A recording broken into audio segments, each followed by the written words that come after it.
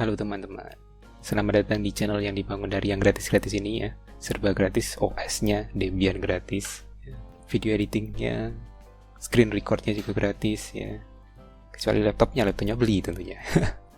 Oke, jadi pada kesempatan kali ini saya akan mengajak kalian semua untuk membahas mengenai rekursif. Jadi mengapa rekursif? Karena menurut saya, yang mana saya kenal programming itu dari SMA sebenarnya. SMA sekalipun itu hanya sekedar tidak jelas ya. SMA cuma gurunya nggak niat untuk ngajar, tapi ya begitulah. Kuliah saya juga ada programming, ada kuliah programming, kemudian saya juga tertarik. Saya belajar programming dari banyak pengalaman yang saya pernah alami, dan sampai detik-detik ini saya merasa bahwa rekursif itu sesuatu yang tidak jelas gitu, tidak jelas. Saya harus belajar khusus untuk rekursif. Jadi tidak usah terlalu banyak teori, karena saya merasa bahwa saya tidak paham rekursif karena saya kebanyakan teori. Jadi kita langsung saja masuk ke kodenya begitu. Nah, di kesempatan kali ini saya akan mencoba untuk membuat 3 program. Oke, langsung yang pertama adalah reverse word alias membalik kata gitu. Oke, jadi di sini saya menggunakan Python dan Visual Studio Code karena saya merasa bahwa video YouTube itu harusnya sesuatu yang populer ya. Dan di programming itu yang populer ya 2 hal itu ya. Langsung saja buat fungsi karena ini rekursif ya. Oke, tapi sebelum itu ini aja lah. Kita coba dulu. Kita coba dulu membuat inputannya dulu lah. Oke, begitu. Kita coba run.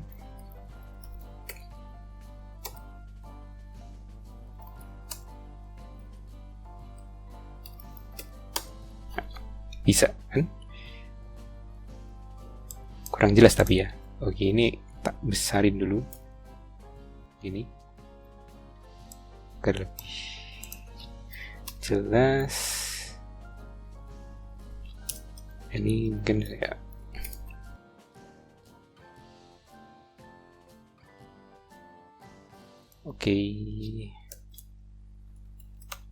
berhasil. Kemudian kita buat fungsi rekursif ya. Oke, jadi rekursif itu adalah fungsi yang memanggil dirinya sendiri kan? Dan dia memanggilnya di dalam fungsi itu. Jadi selain kata kuncinya adalah dirinya sendiri, kata kunci lain adalah di dalam. Jadi dia bersarang gitu. Nah, yang akan saya lakukan sederhana, yaitu huruf di bagian kiri dan kanan akan di swap.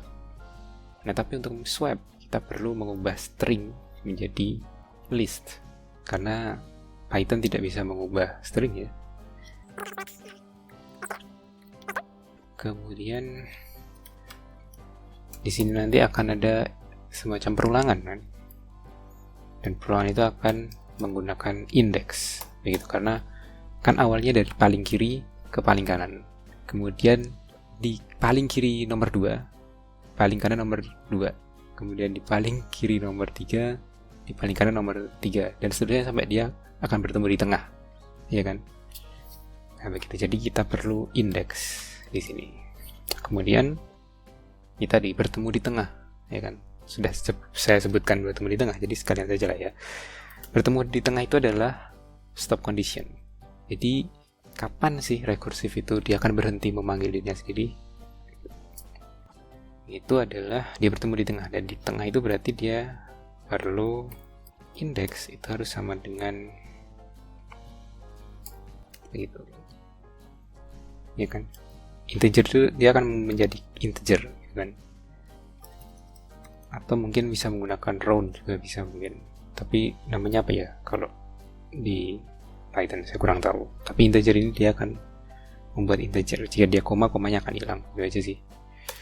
Nah, di sini kalau dia sampai seperti itu, maka dia harus menghentikan fungsi ini dengan mengembalikan word atau return word. Dan ini lebih baik saya buat di bawah Jadi jika if ini bekerja, maka dia tidak harus eksekusi satu baris program ini. Lumayan lah, satu baris program lumayan, hemat. Kemudian my list,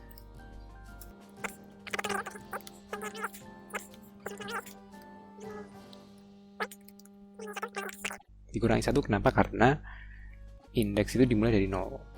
Jadi indeks terakhir pasti tidak sama dengan panjang, ya kan? Pasti kurangi 1. Jadi 0, misalnya wordnya itu panjangnya 2, ya kan? Nah, indeksnya berarti 0, 1, ya kan? Yang pertama 0, yang kedua 1. Nah, yang paling terakhir kan 1 indeksnya, bukan 2. Nah, kurangi 1. Nah, kurangi indeks agar dia semakin ke kiri, gitu. Oke, kemudian baru my list dengan limit tadi. Setelah itu return, kita panggil lagi fungsi yang tadi.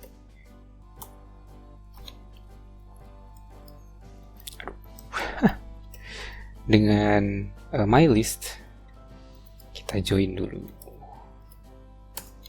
dan indeksnya tambah 1. Dan di sini return. Sebenarnya tidak harus return sih sebenarnya. Kita bisa buat misalnya sebuah variabel, misalnya var lah, atau apa ya, get return sama dengan itu. Tapi kita harus tetap get return tadi.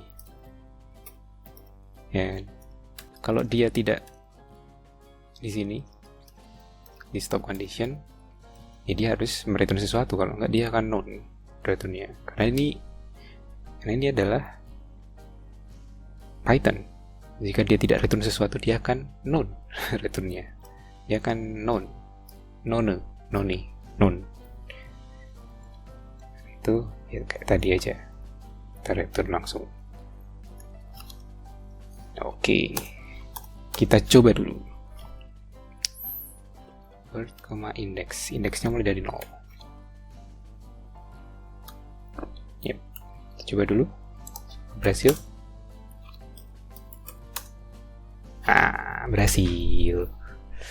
Berhasil. Misalnya apa ya? No. Berhasil. Sesederhana itu sebenarnya. Tapi ini masih sederhana sih memang. Masih memang permasalahan sederhana. Menggunakan for pun bisa. Dan menggunakan for pun tidak sulit. Kan? Jadi tidak mencerminkan apa sih sebenarnya rekursif, tapi ya setidaknya kita bisa familiar dengan sintaks-sintaks menggunakan rekursif, yaitu return, ya kan? Kemudian kita panggil lagi si fungsinya ini, tapi tentu saja fungsinya ini harus dipanggil dengan parameter yang dimasukkan ke fungsi itu berbeda. Di sini kan hasil dari swapnya tadi harus dimasukkan lagi, kemudian indeksnya. Nah, indeksnya itu harus diubah, digerakkan, gitu kan, agar dia bergerak, agar operasi swap ini ya tidak berada di satu indeks itu terus, gitu kan. Harus, karena itu butuh indeks, karena itu kita perlu parameter indeks ini agar dia bergerak, si indeksnya itu, karakter yang ingin di swap itu agar dia bergerak. Oke, jadi yang pertama sudah. Yang kedua adalah atau remove sampingnya. Itu aja lah ya. Oke, jadi untuk program yang ini itu juga sederhana. Jadi misalnya saya copy yang tadi aja lah ya. Program ini bertujuan untuk menghilangkan karakter yang sama yang ada di sampingnya, begitu. Jadi misalnya ada T 4 kali atau 5 kali nih, jadi T-nya jadi 1 kali aja, lalu S-nya berulang kali ini jadi 1 kali aja, begitu. Misalnya Nah ini nanti jadi TRST gitu. Jadi misal sekalipun ini 2 kali ya 2 kali, tapi kan dia tidak di sampingnya gitu. Nah, jadi intinya seperti itu program yang satu ini. Jadi sekali lagi kita buat fungsi sementara seperti ini dulu, kemudian karena string tidak bisa diubah, kita buat list dulu atau mungkin temporary list gitu namanya biar lebih relevan. Kemudian kita listkan word tadi. Oke. Kemudian di sini harus ada index. Kenapa? Karena indeks itu yang membuat dia akan bergerak dari satu tahap rekursif ke tahap yang lain gitu kan. Dari satu fungsi ke fungsi yang lain dia harus bergerak. Oke, jadi indeks harus ada indeks. Karena apa? Karena indeksnya akan digunakan untuk menggerakkan bukan maksudnya digunakan di sini di fungsi ini untuk membuat kondisi atau menguji kondisi apakah dia sama dengan alias di samping kanannya. Jika iya, atau kita hilangkan elemen, tapi di mana? Di indeks itu tadi. Itu atau indeks plus 1 juga sama aja. Tapi biar singkat kita hapus di bagian indeks. Begitu. Jadi nanti kayak nih T sama T. Ini kan indeks 0 sama 1, ya kan? Sama. Nah, yang 0 ini kita hapus. Kalau dia hapus, otomatis listnya nanti akan menggeser menjadi indeks 0, ya kan? Begitu. Oke, jadi selanjutnya stop condition harusnya kan. Stop conditionnya berarti if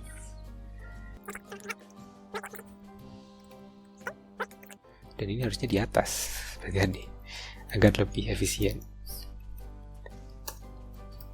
Nah, pertama itu, kemudian dia harus dia harus bergerak. Gerakannya adalah dia harus membuat remove. Nah, indeksnya ini harus ditambah atau enggak? Ditambah atau tidak? Jawabannya tidak ditambah. Kenapa? Karena 0, ya kan? Dia 0 di sini. Dia kan geser lagi kan ini. Jadi dihapus. Dia kan geser. Nah, ini jadi 0, jadi indeks 0 kan. Ya kan? Jadi dia nggak harus bergerak, dia otomatis listnya akan membuat dia geser sendiri gitu. Karena dia pop. Nah, setelah itu kita perlu mengujinya ke sampingnya lagi kan. Nah, di sini kita tidak perlu. Tapi ada satu kondisi lagi. Buat eksplisitnya saja ya. Tidak sama dengan else saja udah cukup sih. Cuma ya biar lebih jelas. Ada kondisi di mana dia tidak sama. Nah, kalau dia tidak sama seperti ini misal. Kan nggak ada yang harus. Jadi ini 3 di belakang ini atau di kiri ini kehapus. Jadi kan tinggal T dan di kanannya di R, ya kan. Nah, di situ di sini dia kan tidak ada yang dihapus karena kan dia beda. Sampingnya itu beda. Nah, kalau sampingnya beda, apa yang kita lakukan? Kita harus bergerak indeksnya. Nah, di sini baru indeksnya bergerak agar indeksnya menyorot di kanannya, kemudian dia bisa menguji R ini terhadap kanannya ini, alias R ini lagi, begitu. Jadi di sini langsung saja return remove samping, tapi wordnya tetap word, ya kan, wordnya tetap word. Indeksnya baru ditambah 1, bro, begitu.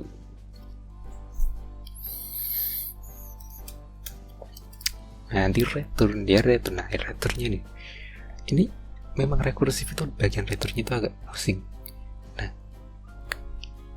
saya sendiri paham konsep return ini itu saat saya benar-benar ngetik programnya. Jadi bagi kalian yang masih bingung ya, saya encourage kalian, saya tantang kalian untuk ngetik sendiri. Kalau kalian ketik sendiri programnya, kalian akan tahu feel-nya. Setelah itu kita tes apakah berhasil.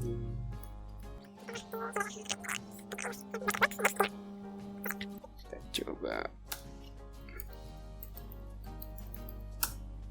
Oh, ada yang salah. Oh, ini harusnya bukan indeks word ya. Min 1. Nah, karena tadi tidak mungkin indeks itu sama dengan learn word. Kita coba.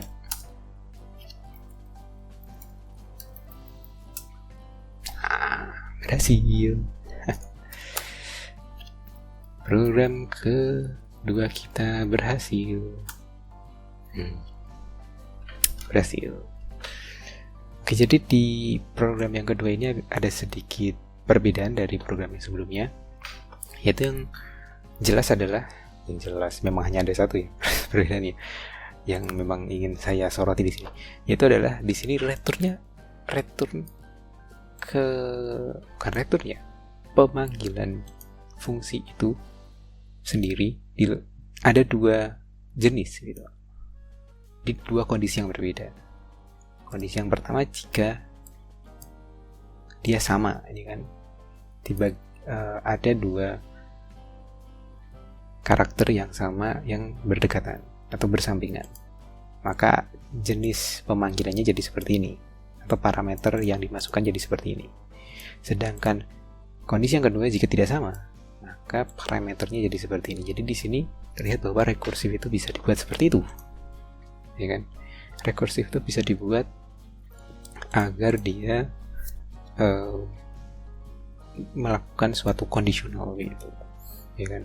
Percabangan gitu, sehingga behavior atau perilakunya jadi bisa lebih aneh-aneh lagi gitu kan, dibandingkan dari yang reverse word tadi yang hanya sekedar ya satu jenis saja, satu jenis parameter saja. Di sini ada dua jenis yang rumus sampingan, di sini ada dua jenis gitu.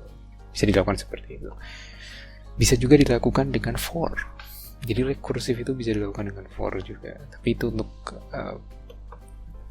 video selanjutnya lah ya. Karena di di program yang ketiga ini juga masih cukup sederhana, yaitu kita akan mengetes apakah sebuah kata itu palindrom atau tidak. Palindrom itu artinya jika dibalik dengan tadi ya reverse word tadi, katanya akan tetap sama. Begitu. Misalnya madam kan jika dibalik tetap madam, ya kan? Ya semacam itulah. Oke, jadi ya sama seperti tadi kita buat inputannya gitu. Kemudian kita buat fungsinya. Selalu lupa ini namanya fungsi. Oke, jadi di sini yang akan saya lakukan adalah saya akan mengetes tadi kayak reverse word tadi, kanan kirinya apakah sama atau tidak. Apakah sama atau tidak? Beda ya. Ya intinya ini. Maksud saya adalah saya akan membuat semacam indeks. Di sini juga indeks juga. Dengan indeks itu saya akan menyoroti dua karakter yang saling berkebalikan ya, di kiri dan di kanan, paling kiri dan paling kanan, kemudian paling kiri nomor 1, paling kanan nomor 2, paling kiri nomor 1, paling kanan nomor 1, paling kiri nomor 2, paling kanan nomor 2, apakah sama atau tidak. Begitu saja sebenarnya. Kalau di reverse word dia di reverse, kalau di palindrom ini dia cuma dibandingkan saja begitu. Oke, jadi tidak perlu pakai list sepertinya. Oke, ini ada stop conditionnya lah ya. Di atasnya ada stop condition, tapi kita tulis dulu konsep perbandingan ya. Jadi yang jelas adalah jika word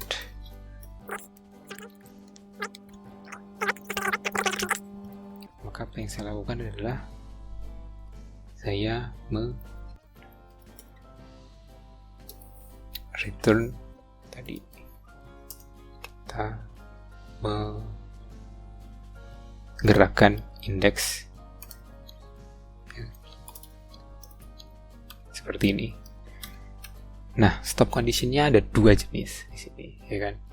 Yang pertama adalah jika dia benar-benar palindrom, maka indeksnya itu akan ke tengah, dan di tengah dia akan habis, gitu kan? Dia tidak harus membandingkan yang lain-lain lagi karena ya karakternya udah habis, gitu kan? Udah kalau sudah di tengah. Nah, itu berarti jika IDX, maka dia harus return. Di sini saya return yes. Namun, nah di sini, jika word index itu tidak sama dengan, jika kalian bertanya-tanya mengapa saya tidak bisa ke kursornya itu loncat-loncat ya kayak gini, itu karena right arrow key saya mati. Jadi di sini arrow key saya mati, cuma yang kiri atas bawah, yang kanan mati. Jadi saya pakai N, kemudian saya ke kiri. Begitu. Jadi ya begitulah. Nah di sini return no. Gitu. Nah di sini ya mirip seperti tadi. Oh, tapi ya saya tidak ingin menjelaskan kalau ini masih belum berjalan. Kita tes dulu intinya.